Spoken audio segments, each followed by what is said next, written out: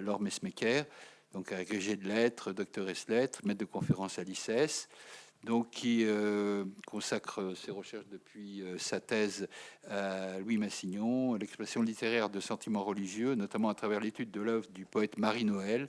Et d'ailleurs, ça fournit le titre de son exposé, Les 4 temps de Marie-Noël, donc j'allais dire le temps dans la poésie, en particulier de Marie-Noël. Merci, cher Philippe, et bonjour à tous. Donc, après la peinture, dont Henri de Montetti a parlé tout à l'heure, je vais en quelque sorte prolonger son propos. Donc, finalement, ça tombe pas si mal qu'on inverse en menant une réflexion, je dirais, analogique sur ce qu'est le temps surnaturel dans la poésie. Et je dirais un peu à la manière de mon ami Henri, je voudrais vous faire part de cette idée que j'ai, une intuition, une idée, plus une conviction, que la poésie manifeste dans la littérature le temps surnaturel et la gloire de Dieu. Alors je vais reprendre une réflexion plus générale en posant une question qui n'a pas encore été vraiment posée pendant ces 2 jours, c'est finalement quelle est la légitimité de la littérature pour avoir un discours sur le temps ?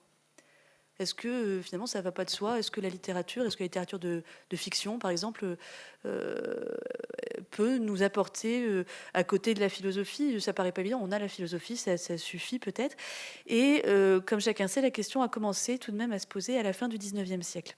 L'évidence de l'éternité disparue, le lien dénoué entre temps et éternité. La question s'est posée avec une acuité de plus en plus grande et il revient au philosophe Paul Ricoeur, déjà cité plusieurs reprises. Il lui revient d'avoir tenté le dépassement de l'approche philosophique par une herméneutique des formes littéraires. Sur le modèle, encore il en a été question, je n'insiste pas, de la métaphore vive, Paul Ricoeur étudie le récit comme une refiguration du vécu.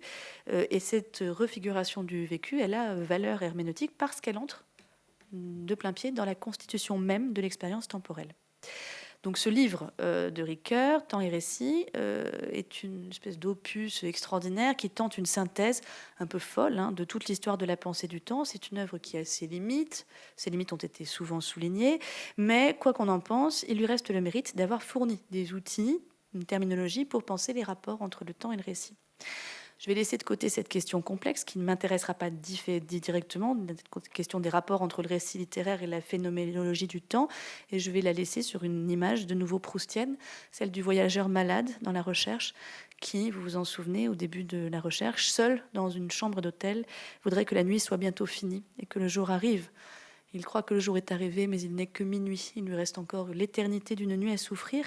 Rien dans ce roman, on le sait, ne ressemble autant à la fin que le tout début.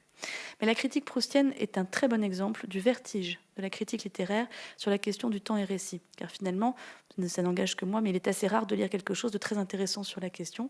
Les études tout à fait contemporaines, toutefois, sur la pensée philosophique du roman, reposent, me semble-t-il, la question à nouveau frais et ouvrent des perspectives passionnantes, mais c'est un autre sujet. La question de la poésie lyrique qui nous occupe ce matin, elle se pose différemment. Et je ne crois pas qu'elle se pose dans les mêmes termes que celle du récit de fiction. Mais les rapports entre temps et poésie n'ont pas fourni la matière d'une somme comparable à celle de Paul Ricoeur, à supposer d'ailleurs ce que je ne crois pas que ce soit faisable. Il existe, c'est vrai, d'excellentes études, mais des monographies. Je pense notamment à un livre merveilleux, qui est le livre d'André Vachon sur le temps et l'espace dans l'œuvre de Paul Claudel, œuvre véritablement admirable, mais c'est un livre sur le temps chez Claudel, pas une synthèse générale sur le temps et la poésie. Bon, il y a sans doute des raisons à cela. À ma connaissance, la seule tentative valable de dépassement de l'individuel est à chercher du côté de l'exégèse littéraire du cardinal de Lubac, d'Éric Auerbach ou même de Curtius, c'est-à-dire des approches contemporaines qui ont cherché à penser la poésie comme un langage qui tend naturellement vers Dieu.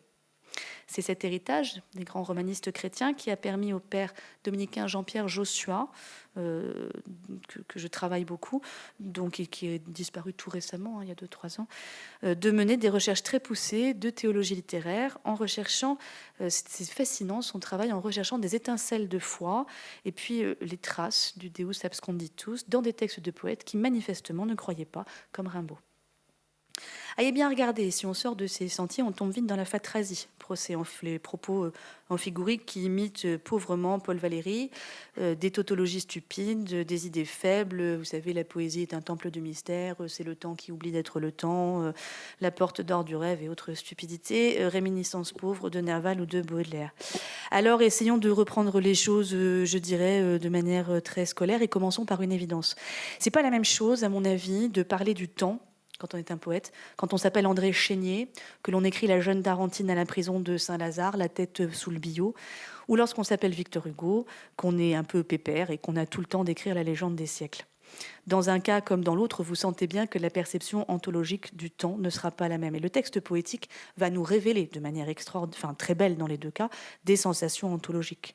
Le temps humain d'un poète, pour le dire autrement, se donne à lire à travers les formes qu'il va privilégier. Par exemple, chez Chénier, ce sera l'élégie antique, vous savez, qu'il a remise au goût du jour. Et il est beau de voir chez ce jeune poète promis à une mort si prématurée, si brutale et si absurde, l'éternité, par l'écriture de l'élégie, d'un présent mythologique, qui n'est pas de nostalgie morte, mais printemps définitif et jeunesse inaltérable de la forme des bucoliques. Mais là encore, une telle étude, pour si passionnante qu'elle soit, je la rejette parce qu'elle relève de la monographie, je la rejette pour aujourd'hui, et l'exercice du colloque de ces 2 journées requiert évidemment une approche plus synthétique. La poésie du monde chrétien, pour y arriver, s'enracine, comme l'a bien montré Éric Auerbach, dans le Sermo Humilis des évangiles. Celui-ci s'oppose, c'est évident, au style sublime, au style élevé de l'épopée homérique. Dante lui-même, quand il parle de sa divine comédie, dont le sujet est indiscutablement sublime, il s'agit quand même du sort des âmes après la mort, de la justice de Dieu révélée, tout ça, il se sert du mot comoedia. Tandis qu'en parlant de l'Énéide, et il parle à Virgile, il lui dit bien l'alta tua tragedia, la tragédie. Pourquoi ? Parce que son livre à lui, Dante, a finalement une fin heureuse et parce que son style est bas et humble. C'est de l'italien, c'est de l'humanisme en langue vulgaire, c'est Dante qui le crée, donc il écrit en italien qui est sa langue maternelle, et c'est cet humanisme en langue vulgaire qui m'intéressera aujourd'hui. Vous connaissez, ou je rappelle, les grandes lignes des théories d'Auerbach. L'histoire du Christ, puis l'écriture sainte, propose le canon, le modèle d'un style à la fois réaliste et sublime. Alors plus l'histoire du Christ au Moyen-Âge va devenir populaire, familière à tous, et plus son réalisme originaire, intimement lié pourtant à son sublime, va se développer et refleurir. C'est un sublime de création, mais elle est essentiellement chrétienne, ou il est essentiellement chrétien, ce sublime. Il est provoqué, il est inspiré, il est nourri par l'histoire du Christ. Alors sans doute revient-il au grand cœur de saint Augustin d'avoir fondé, de ce point de vue, la culture médiévale en créant les fondements de ce réalisme tragique, de ce nouveau mélange des styles, c'est une expression importante, qui se développerait pleinement bien longtemps après, à partir du XIIe siècle. En tout cas, à partir de lui, à partir d'Augustin, le récit humain se développe à l'imitation de la Bible. Du tolle legge, tout est sorti, le sublime infuse le quotidien, le tragique naît au sein du domestique. C'est une rupture totale et heureuse, avec la verticalité absolue de l'Iliade et de l'Odyssée. Désormais, et j'en arrive à Marie-Noël tranquillement, la représentation du temps qui en découle sera volontiers une représentation circulaire, une représentation cyclique sur le modèle liturgique. Sur le plan populaire, important pour Marie-Noël, cela donnera la littérature d'almanach, dont on sait qu'elle devait organiser pour longtemps le rythme de la vie, sur le rythme des saisons, sur le rythme agraire. En poésie, ce temps circulaire s'observera, et c'est ce que je vais faire maintenant, comme au stéthoscope, comme je dirais, de manière expérimentale. S'il est vrai, comme chacun sait, que toute poésie commence avec la répétition, une collaboration étroite pouvait s'établir désormais dans le cadre poétique entre la forme plus ou moins contrainte du poème et l'écriture de la fable du temps, pour reprendre une expression de Ricoeur. Pour offrir de ce postulat très théorique une illustration concrète, arrêtons-nous sur Marie-Noël et plus précisément sur le recueil qui donne son titre à ma communication, Les Chants des Quatre Temps. Marie-Noël ne s'appelait pas du tout Marie-Noël comme chacun sait, elle s'appelait Marie Rouget. Elle vécut de 1883 à 1967, vous voyez que c'est tout contemporain, à Auxerre qu'elle quitta peu. Elle était d'une famille de la moyenne bourgeoisie plutôt aisée. Son père était agrégé de philosophie. Il enseignait. au tout nouveau lycée de jeunes filles d'Auxerre. C'était le début des lois Camille-C, et Marie a étudié quelques années avec lui, non pas la philosophie, que les jeunes filles n'étudiaient pas au lycée, mais l'histoire de l'art, que son père enseignait aussi. Sa mère, elle, était à la maison, s'occupait de ses 4 enfants. Sa mère était pieuse, et son père, lui, était libre penseur. Marie-Noël, ou Marie Rouget plutôt, en souffrit. Elle eut toutefois une enfance très heureuse, une enfance choyée, c'est une enfant aimée, et elle la raconte, cette enfance, selon l'usage du temps. Ils sont si nombreux les écrivains qui ont fait ça. Elle la raconte dans des textes en prose, regroupés sous le nom Petit jour. C'est un texte magnifique. Mais en 1904, cette enfance heureuse bascule dans le drame. À Noël 1904 précisément, en quelques jours, 2 événements se succèdent. Elle a d'abord, c'est une toute jeune fille, elle a une déception sentimentale terrible. Elle avait cru à la possibilité d'un mariage, et puis ça ne se fait pas. On ne sait pas exactement ce qui s'est passé. Le jeune homme s'enfuit, disparaît. Enfin, on ne sait pas trop ce qui s'est passé, mais en tout cas, elle en souffrit beaucoup. Et peut-être que cela explique, ou en tout cas, c'est une partie de l'explication. Elle ne se maria pas, donc elle n'eut pas d'enfant, et elle en souffrit terriblement. Et autre événement bien plus tragique encore, elle découvre quelques jours après son petit frère Eugène, mort dans son lit. Son frère était mort pendant la nuit. Il y a encore un événement assez mystérieux. Après cet événement terrible, elle écrivit un de ses poèmes les plus connus, Hurlement. C'est souvent un des premiers poèmes, quand on ne connaît pas Marie-Noël, un poème qui est offert à la mémoire de son frère et de sa mère, et qui est un poème de colère terrible, terrible, contre la mort de l'enfant. Voilà, donc elle avait déjà à ce moment-là commencé à écrire, et elle prit désormais comme nom de plume Marie-Noël. Tout cela est connu. Mais ce qui nous intéresse ici, c'est d'une part le fait qu'en choisissant ce nom, le poète, d'une certaine manière, renonce à la filiation terrestre pour choisir de manière radicale une filiation céleste. Ce faisant, elle dépose le nom de son père, que pourtant elle adorait. Il suffit de lire Petit jour pour voir à quel point elle a aimé son père.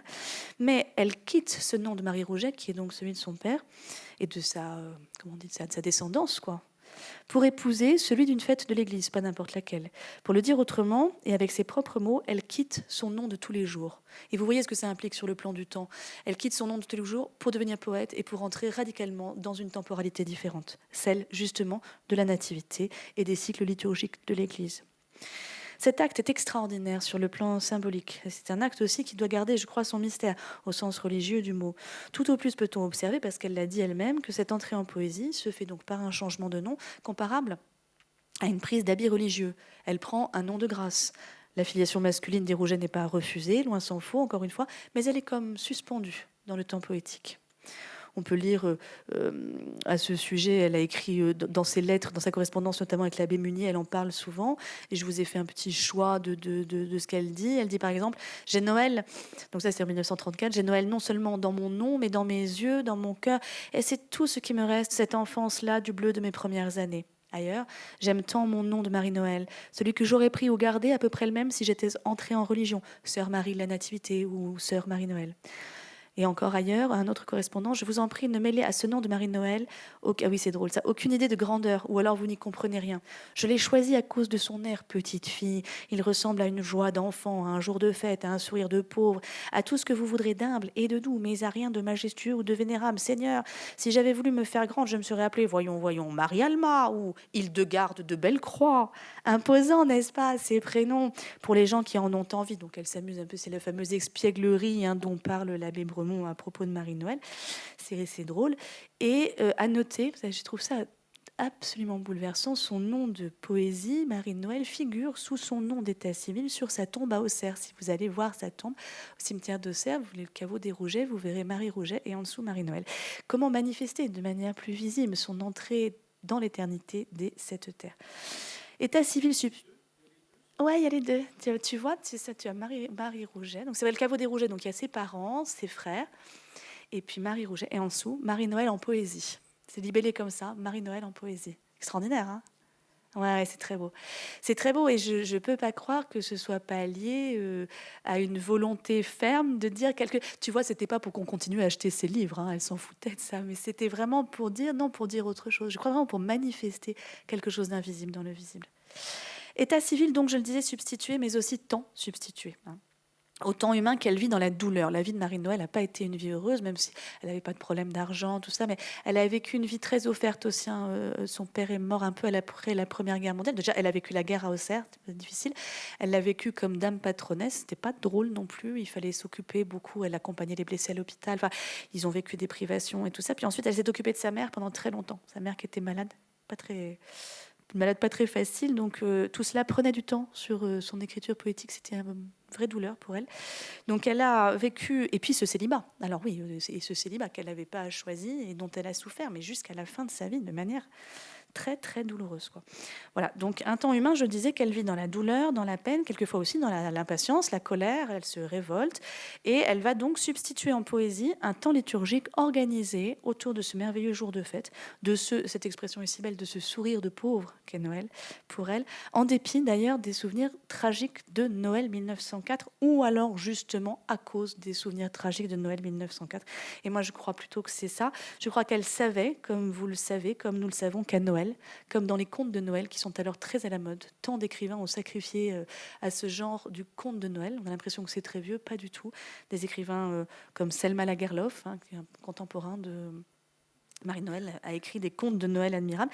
Et donc je pense que Marie-Noël pense à ça. Elle sait que dans les contes de Noël, tout est possible.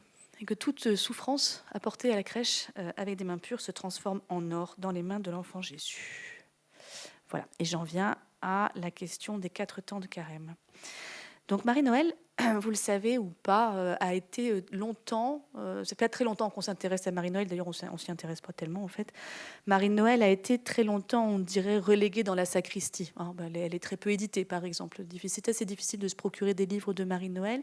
Alors il faut une édition de ses œuvres complètes.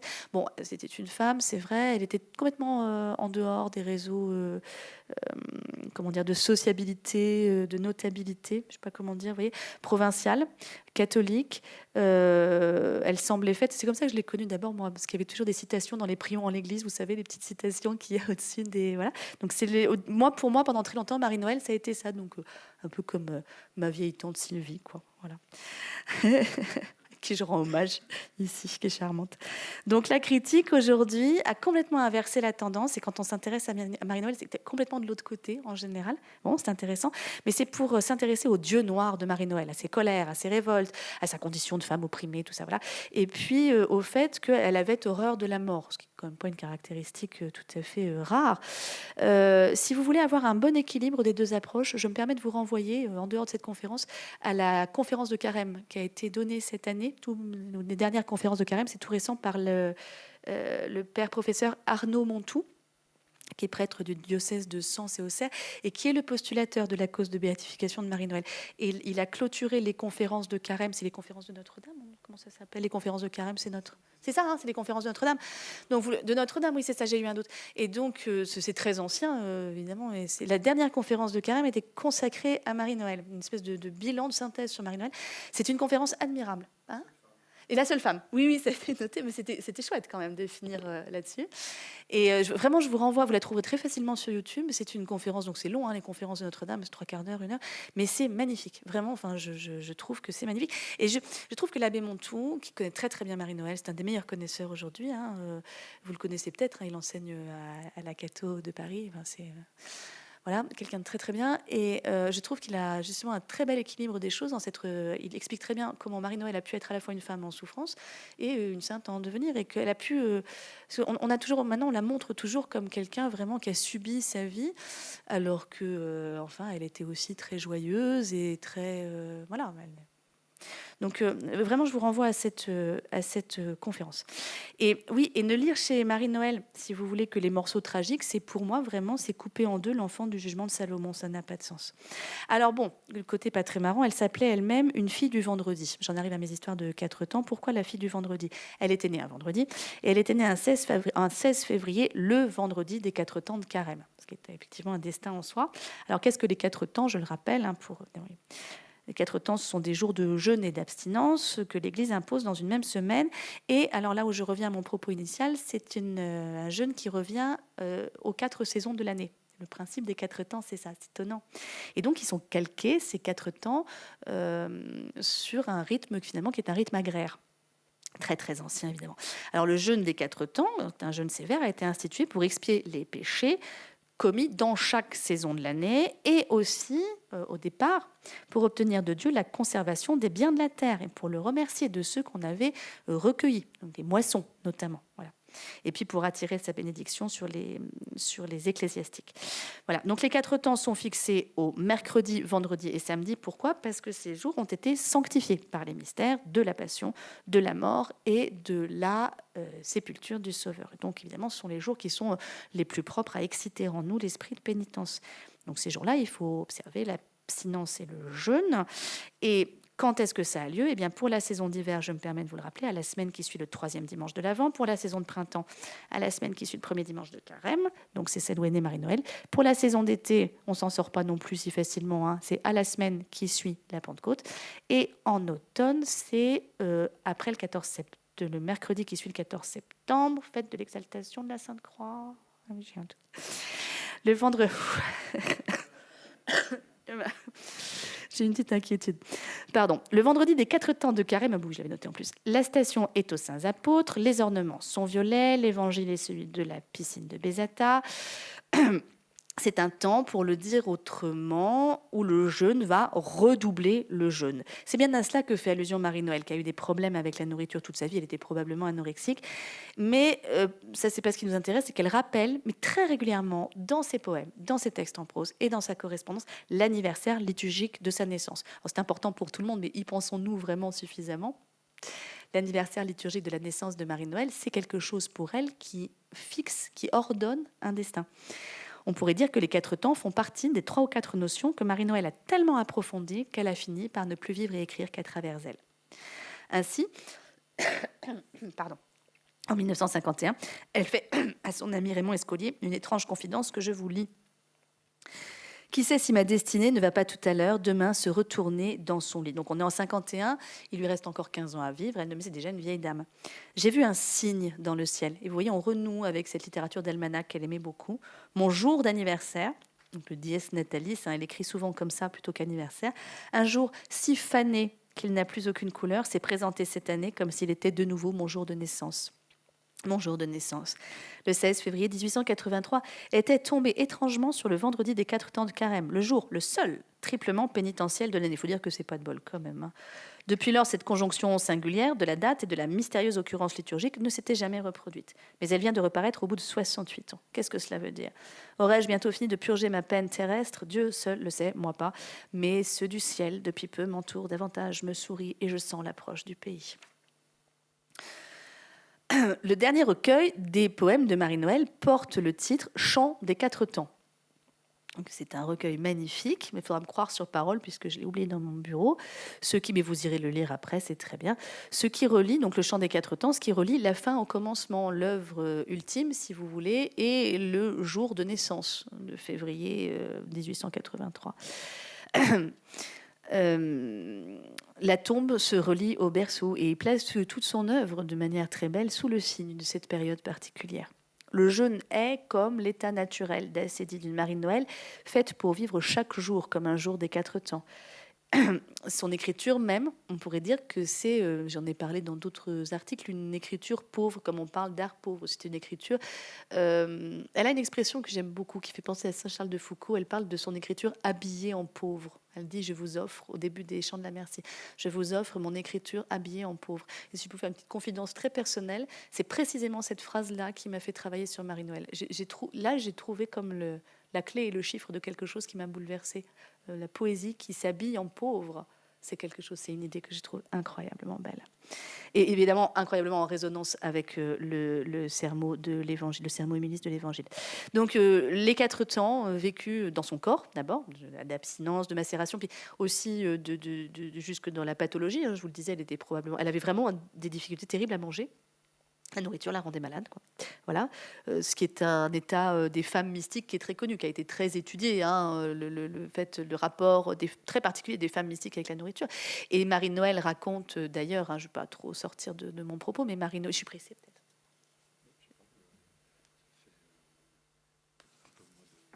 Ah oui, non, mais j'aurais fini, d'accord. Oui, donc Marie-Noël dit, et j'ai aucune raison de ne pas la croire, que pendant plusieurs semaines, elle ne s'est nourrie que de l'Eucharistie à 2 moments de sa vie. Elle l'écrit avec beaucoup de simplicité. Hein. Elle n'était pas en train de préparer son dossier de béatification, donc simplement, elle raconte ça avec simplicité. Elle était tellement habituée à se priver de nourriture qu'à certains moments de sa vie, elle ne peut supporter autre chose que l'Eucharistie. D'ailleurs, elle est morte à la Toussaint avec l'hostie dans la bouche. Elle venait de communier. Donc, série d'intersignes que je vous livre comme ça un peu pêle-mêle. Bon, alors la nourriture en abondance, en tout cas, elle est réservée au Noël qu'elle vit en rêve dans ses poèmes. Alors là, poulet rôti, nappe blanche, rien n'est trop beau, rien n'est trop gras, rien n'est trop sucré et coloré pour représenter les festins que nous aurons en paradis lorsque nous nous retrouverons. Alors elle a des figurations dans ses poèmes qui sont magnifiques, quand elle retrouve tout son village, ses parents, bien sûr, sa mère, devenue beaucoup plus gentille qu'elle ne l'était sur Terre, visiblement. Le paradis fait du bien. Et voilà. Et puis, donc, ces images, mais je trouve ça très, très chouette, quoi, de poulet rôti et de nappe blanche. Voilà. Tout ça est figuré dans ses poèmes à partir de banquets de première communion, qui est évidemment une étape spirituelle qui l'a beaucoup marqué. Et où il y a eu un festin abondant qui était servi chez ses parents, et visiblement le dernier souvenir d'enfance vraiment heureuse. Et donc ce festin de la première communion, comme la robe blanche, comme le chapelet et les gants blancs, tout ça fait partie de ce qui nous sera, si j'ose dire, resservi pour Marie-Noël en paradis. Voilà. Suspendu dans le temps et dans l'espace, pour en finir, existe quelque part, dit Marie-Noël, ces instants du bonheur passé, les figures tutélaires et si touchantes de nos grands-mères du temps jadis, les chants perdus de l'enfance, les chants où l'on marche, les chemins qu'elle ne sait plus retrouver à l'âge adulte, ni non plus, tout cela est conservé dans la forme du poème. Donc je renvoie au chant des 4 temps. Je finis avec deux petits points. Là encore, je vous propose des lectures. Marie-Noël a écrit un récit autobiographique et très court qui s'intitule La Rose Rouge. C'est tardif, c'est 1960. Et ce qui m'intéresse, c'est que La Rose Rouge, qui est le récit non plus de son enfance, mais de la période juste après ses années de lycée, raconte une histoire, je vais vous raconter très vite, qui est très curieuse. La Rose Rouge est sous-titrée Histoire de Pentecôte. Histoire de Pentecôte. Pardon. Alors que la Pentecôte n'est pas une fête noélienne, si j'ose dire, sans mauvais jeu de mots. Et alors, elle raconte qu'au lycée, elle a eu, alors ce sont sous des noms d'emprunt, mais on comprend très bien que c'est elle. Elle le dit dans sa correspondance, elle a eu une amitié très très vive pour une jeune fille. Une amitié très vive, vraiment une amitié, pas du tout. On a voulu y lire des trucs, mais pas du tout. Elle explique qu'à cette époque, elle était tout emportement et jalousie. Et elle n'arrive pas à partager cette amitié. Et son amie, qui est un peu plus âgée qu'elle, qui n'est pas du tout de la même éducation, du même âge, l'aime bien, mais lui préfère une autre jeune fille qui est plus, qui a plus d'affinité et tout ça. Et Marie-Noël donc Marie Rougère, en est bouleversée, et se met en colère, terriblement. Se met en colère et elle blesse cette amie en lui disant des choses injustes et tout ça, vraiment. Qu'elle dit, j'étais comme un petit Alceste, Alceste du misanthrope. Et c'est terrible. Hein. Bon, alors, j'espère que ça ne va pas lui nuire dans son dossier, mais ça s'arrange après. Ça s'arrange après parce qu'elle va se confesser. C'est le mercredi qui suit la fête de la Pentecôte, donc évidemment vous avez retenu ce que je vous ai dit tout à l'heure, donc toujours le mercredi des 4 temps, et le sacrifice a lieu. Et là vraiment, Marie-Noël raconte qu'elle a eu une conversation avec le Saint-Esprit, et elle dit tout était consommé. Et en un éclair, donc je ne vais pas te parler de Sainte Thérèse maintenant, parce que Julie va le faire tellement mieux que moi cet après-midi, mais dans un éclair qui est évidemment en consonance avec Sainte Thérèse qu'elle connaissait, qu'elle avait lu, qu'elle aimait, dans cet esprit de Pentecôte, elle comprend ce que c'est que l'amour, c'est-à-dire tout donner et ne rien recevoir. Et vraiment, c'est le chiffre, tu vois, de la poésie noélienne, il est là, dans cet instant, donner du temps. Voilà. Alors j'avais noté, mais je vais pas. On n'a pas le temps, mais c'est pas grave. L'histoire de la Pentecôte. Si on relit la collecte de la messe du jour, c'est très clair. Le texte de la Rose Rouge consonne complètement avec le texte de la messe. Elle se confesse, elle reçoit l'Esprit. Le grand sacrifice arrive. C'est le mercredi des 4 temps. Le jeûne. Tout est consommé. Voilà. Marie-Noël nous donne ici à lire un imagier liturgique dans une cohérence profonde, souterraine, avec son jour de naissance. À la Pentecôte de 1900, Marie-Noël ou Marie Rouget avait 17 ans. Elle lisait avec un cœur et une intelligence précoce l'imitation de Jésus-Christ. Ça fait déjà 5 ou 6 ans, mais c'est pas rare à sa génération, c'est tout à fait normal. Elle lisait l'imitation en lecture continue. Voilà. Et cette lecture l'avait préparée magnifiquement, je trouve, à recevoir la leçon d'amour, ce qu'elle appelle sa conversion. Leçon d'amour reçue dans l'épisode de la Rose Rouge. Ce livre lui a appris ce que c'était que le véritable amour. elle a vécu l'expérience, si vous voulez, que le livre lui avait transmis théoriquement. Voilà. Je passe et je conclus. Pourquoi donc Marie-Noël écrivait en vers? Pourquoi le vers pour dire le temps? Parce que là, vous seriez encore fondé à me dire, bon, mais c'est bien, c'est beau l'histoire de Marie-Noël, mais finalement, pourquoi le vers est plus propre à dire le temps liturgique qu'un autre? Pour prendre le problème à l'envers, voyez le vers libre. Le vers libre, lui, qui est né du symbolisme. Alors, je renvoie toujours pour étudier ça au livre La vieillesse d'Alexandre de Jacques Roubaud, que je trouve indépassable.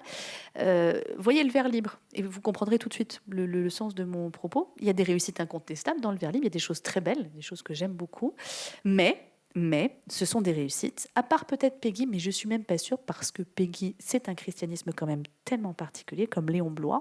Bon, il y a des réussites individuelles, mais ce sont des réussites individuelles. Voyez, le vers libre, c'est très beau, ça fonctionne très bien. Par exemple, j'aime beaucoup Jacques Réda, mais ce sont des réussites individuelles. Pour le dire autrement, il y a autant de vers libres qu'il y a de poètes. Bon. Marie-Noël, elle, avait été un peu tentée par ça au début. Ça lui cassait un peu les pieds de travailler la rime, l'enjambement et la césure.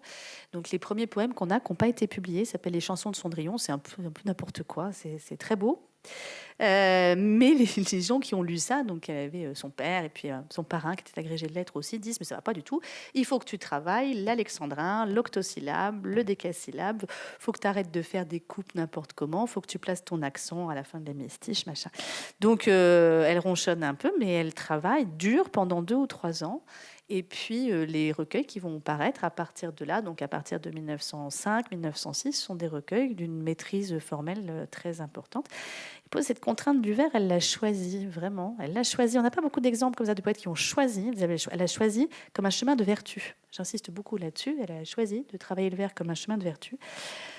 Elle a travaillé la métrique, la prosodie, l'accentuation. Elle n'aimait pas ça, elle l'a fait, elle l'a travaillé avec assiduité, parce qu'elle pressentait sans doute, en tout cas c'est l'hypothèse que je formule devant vous aujourd'hui, parce qu'elle pressentait sans doute à quel point la contrainte féconde de la césure, comme toute contrainte, ressemblait à celle de la prière réglée, comme expérience, je dirais, comme intériorisation de l'expérience du temps. Je vous remercie.